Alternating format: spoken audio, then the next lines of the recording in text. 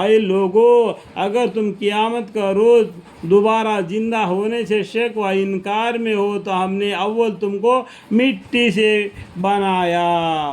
اول کس سے بنایا؟ مٹی سے بنا دیا. ہم کو بولتا ہے کہ جو مر گئے ہم مٹی میں مل گئے یا جل کر راکھ ہو گئے یا پانی میں بہہ کر کوئی پانی کے اندر کے جانور ہے اس کو کھا لیا ہوگا تو ہم کو کون زندہ کرے گا؟ یہاں پر اللہ تعالیٰ کیا بول رہے؟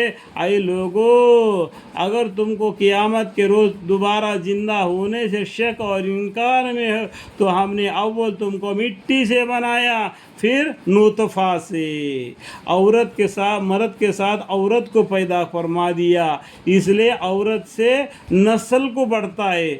زمین سے ہمارے لیے اناج ملتا ہے. سمجھ میں آیا؟ زمین سے کیا ہوتا ہے؟ ہمارے لیے ہمارے مویشی کے لیے اناج ملتا ہے. عورت سے ہم اپنا خاندان آگے بڑھ جاتا ہے. اس لیے اب باقی انسانوں کو اللہ تعالیٰ نے نطفہ سے پیدا فرمایا جو کہ غذا سے پیدا ہوتا ہے. پھر خون کا لوتڑے سے جب وہ نطفہ جب عورت کا رحم میں پہنچ جاتا ہے پیٹ میں تو وہ 40 دن کے بعد میں وہ خون کا لوتڑا بن جاتا ہے. یعنی ایک خون کا ایک موٹا ایک پتھر کے جیسا خون ہوتا ہے نا اس طریقے سے وہ خون کا لوتڑا بن جاتا ہے. پھر اس کے بعد میں 40 دن کے بعد میں بوٹی بن جاتا ہے جس میں ہڈی رگیں سفید رگ خون کے رگ اس طریقے سے وہ پر ہو جاتی ہے. جیسا کہ زمین کے اندر کا پودا اگتا ہے نا اس طریقے سے ماں کا پیٹ میں اس بچہ اگنے لگتا ہے.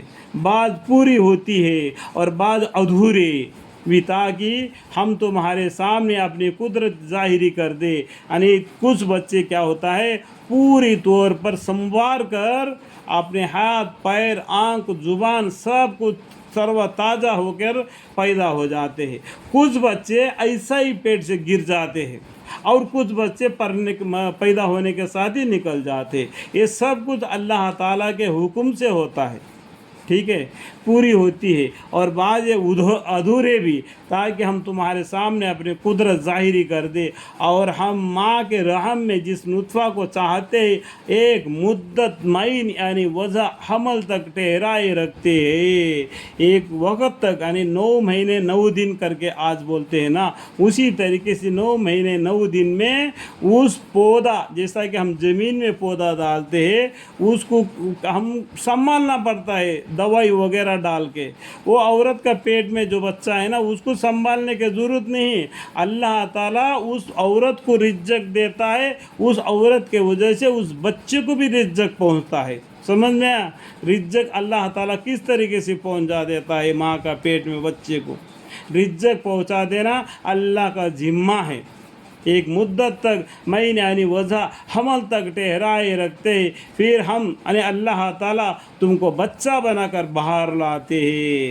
جیسا کہ نطفہ سے 40 دن اس طریقے سے 40 دن میں اس بچہ بدل کر اپنا شکل صورت میں آ جاتا ہے. ایک تو عورت یا تو مرد کوئی ایک حصے میں آ جاتا ہے پھر وہ باہر آ جاتا ہے. اللہ تعالیٰ اس کو باہر آنے کا راستہ آسان کر دیتا ہے.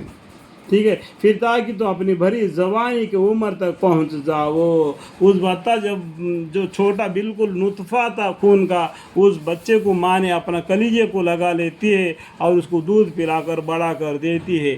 جب وہ جوانی کے پہنچ جاتا ہے اور بعض تمہیں وہاں بھی ہے جو جوانی سے پہلے ہی مر جاتے ہیں اور بعض تمہیں وہ ہے جو نکمی عمر یعنی زیادہ بڑھاپے تک پہنچائے دیے جاتے ہیں. جیسا کہ چھوٹا بچہ ہوتا ہے نا ماں کے گود میں ہی پیشاب کرتا ہے اسی طریقے سے کچھ بچے کیا ہوتا ہے چھوٹی عمر میں ہی گزر جاتے ہیں. کچھ بچے ایسا ہوتے کہ ایک دم بڑھاپے کے حالت میں پہنچ جاتے ہیں. بڑھاپے میں حالت میں کیا ہوتا ہے اس کا پیشاب کیا ہوا بھی اس کو نہیں معلوم ہو جاتا ہے. اس کو جو لیٹرن لگ گیا وہ بھی اس کو نہیں معلوم ہو جاتا ہے. جس طریقے سے وہ بچپن ماں کے گود میں تھا اس طریقے سے بوڑھاپے میں بھی اس کا اس طریقے سے حال ہو جاتا ہے. نہیں یہ سمجھنے کی بات ہے. اللہ تعالیٰ سب کو سمجھنے کی توفیق عطا فرمائے. آمین ثم آمین.